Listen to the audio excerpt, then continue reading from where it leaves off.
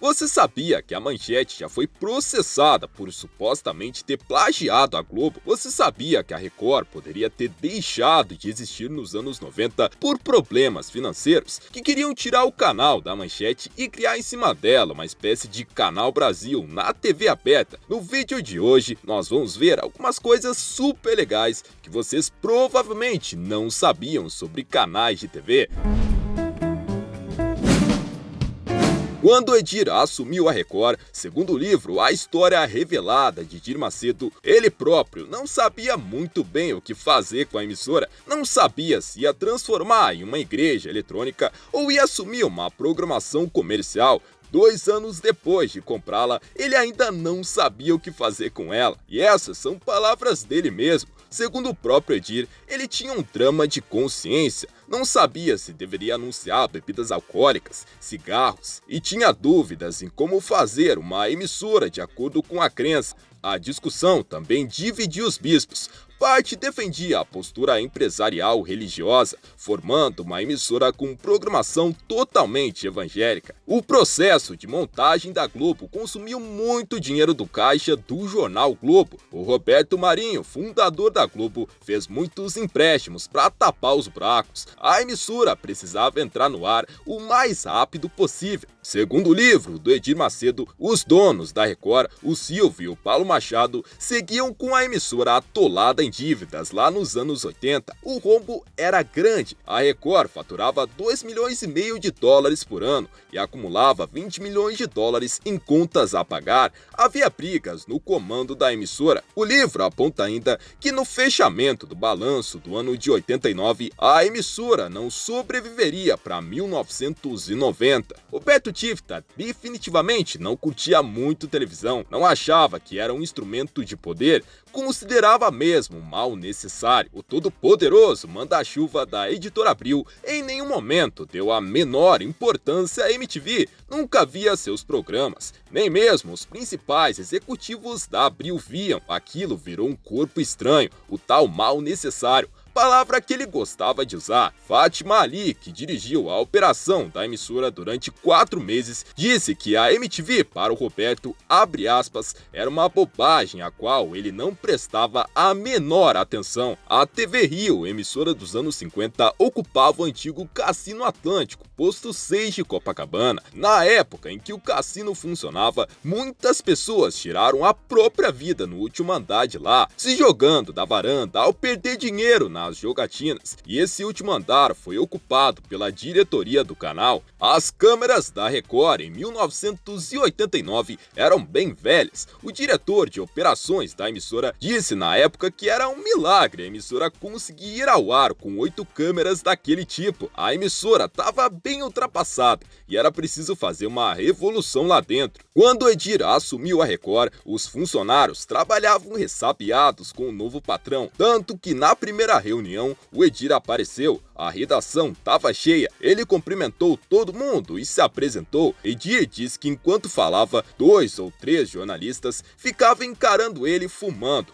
com os pés em cima das cadeiras, algo que ele considerava um tom de desprezo, mas ele se fez de desentendido, fingiu que não viu aquilo. No decorrer da conversa, um jornalista disse: "Como tem certeza de que a Record vai passar para o seu nome? Todos aqui queremos saber qual a garantia de que o governo vai dar concessão para você? Qual a garantia que nós temos?" Quando a Tupi faliu, o Silvio tentou convencer o governo a não abrir a concorrência que criaria o SBT. Demerval Gonçalves e Luiz Sandoval conversaram com Hélio Estrela, assessor jurídico do Ministério das Comunicações, tentando mostrar que a abertura de 2 novas emissoras de televisão brasileira seria um desastre, um erro. Eles argumentaram que o mercado não ia comportar. Sugeriram então que o governo fortalecesse a Record e a Band, concedendo emissoras a eles sem abrir concorrência. A Record precisava de uma emissora no Rio e em Porto Alegre.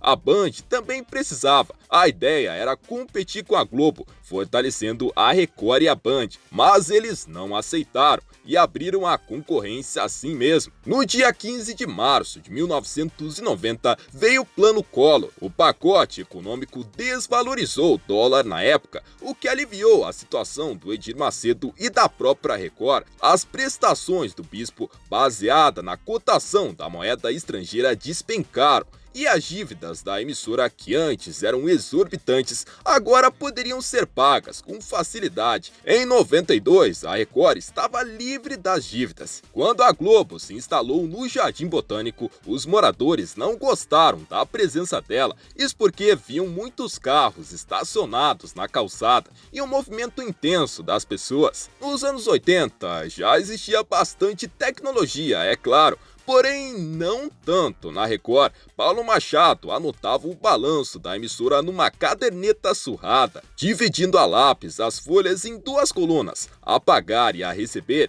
E ele só dava cheques. Depois de muita luta, convenceram ele a comprar uma máquina de contabilidade. Ele adorou, mas ao descobrir que 4 empregados haviam sido demitidos por conta do aparelho, mandou contratá-los e desativou a máquina. Na estreia do Canal 11 do Silvio Santos, lá em 76, às 9 horas da noite, 20 minutos antes da emissora entrar no ar, faltou luz e não tinha gerador. Ela só voltou 40 minutos depois. E a programação do Canal 11 era bem simplesinha, ficava no ar por poucas horas. E o Silvio criou uma tal de sessão corrida, repetindo os filmes 3 vezes consecutivas. Em abril de 1990, o compositor Roberto Nascimento, autor da campanha de 25 anos da Globo, processou a Manchete, acusando a emissora de ter copiado a campanha que ele havia feito para a emissora carioca. Na vinheta, a Globo dizia: "Não tem pra ninguém, a Globo em 90 é nota 100. Já a da Manchete dizia: Rede Manchete é nota 1000, não tem ninguém no Brasil." Enfim, rolou o processo de plágio. Vocês já repararam que antigamente a MTV Brasil não passava comerciais de cigarro e nem mesmo de bebidas fortes. Isso porque a MTV americana tinha decisão nisso. Ela poderia rejeitar ou aprovar comerciais vinculados na emissora. Rejeitar esses comerciais era para manter a credibilidade da marca. Um belo dia, o Edir Macedo estava assistindo Pegadinhas na emissora dele e no computador monitorava a audiência da Record, quando disse: "Avançamos bem, ainda é pouco. Vamos ser líderes na comunicação do Brasil. A Record será a número 1. Iremos trabalhar o tempo que for necessário, mas vamos chegar lá." Edir Macedo sempre quis que a Record fosse líder. Essa é nova. Imagina só se no lugar da Manchete tivesse surgido uma espécie de Canal Brasil. Lá em 1999, os produtores Luiz Carlos e Lucy Barretos viajaram para a França para negociar um novo canal de televisão. Eles iriam participar de um seminário em Paris, organizado pelo Banco Interamericano de Desenvolvimento. E é lá que eles iriam apresentar o tal projeto para criar a emissora na TV aberta. A ideia era conseguir do governo a concessão da Rede Manchete, que estava em crise, e transformá-la em uma espécie de Canal Brasil, semelhante àquele que existia na TV a cabo naquela época, só que mais eclético, com uma programação voltada para a cultura brasileira, com espaço para a América Latina. A programação inclui muita coisa: filme, jornalismo, dança, música, documentários e por aí vai. Luiz Carlos Barreto disse ao Jornal do Brasil: "Queremos mostrar o corpo e a alma do Brasil como um todo, e para isso precisamos de um maior intercâmbio de imagens aqui e com a América Latina." O produtor iria se encontrar com o ministro das Comunicações, Pimenta da Veiga, para levar a ele a proposta para a concessão do canal. Segundo ele, o projeto ia oferecer ao público uma opção diferente, com o que havia de melhor na cultura brasileira. A futura emissora iria produzir muitos documentários sobre a cultura e a arte brasileira nas diversas regiões do país. Barreto achava que, se houvesse vontade política, o canal poderia começar a operar em 3 meses. Lá em 99, ele buscava a parceria da Globo Filmes e, após embarcar para Paris, iria voltar para falar com o governo sobre a concessão da Rede Manchete. Obviamente, isso não aconteceu e o sinal foi ocupado pela Rede TV. Durante a fase de preparação dos programas pilotos da MTV,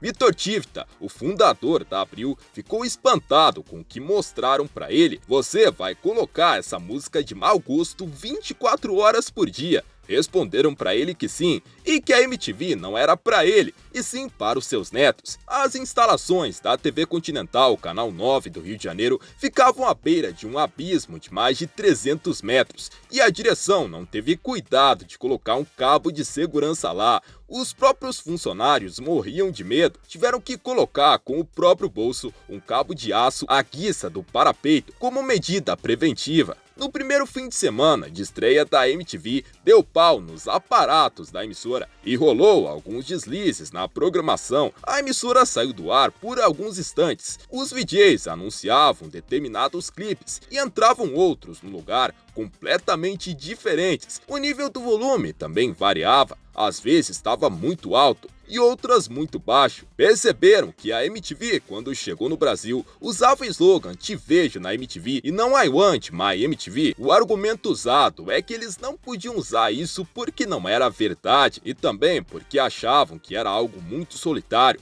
que dava a imagem de um garoto sozinho no quarto. Dona Brasília, você já ouviu esse nome? Provavelmente não. E não estamos falando do carro Brasília, e sim da mãe do criador da Record, o Paulo Machado. Quando Paulo comprou a emissora de rádio, a mãe dele achava que o filho estava maluco e duvidava que a emissora pudesse render alguma grana. E ela gostava de zombar do nome da emissora, dizendo que ela tinha esse nome Record por possuir um disco só. Os irmãos do Roberto Marinho, Rogério, Hilda e Heloísa, chegaram a ter os seus nomes escritos nos papéis de sociedade da TV Globo. Em 1984, o SBT exibiu uma reportagem onde mostrava bandidos tomando Guaraná Antártica. O Guaraná achou que poderia ficar associado aos marginais por conta daquela reportagem da emissora, e a empresa era uma das principais anunciantes do SBT. E claro, por muito pouco, eles não cancelaram o contrato da emissora.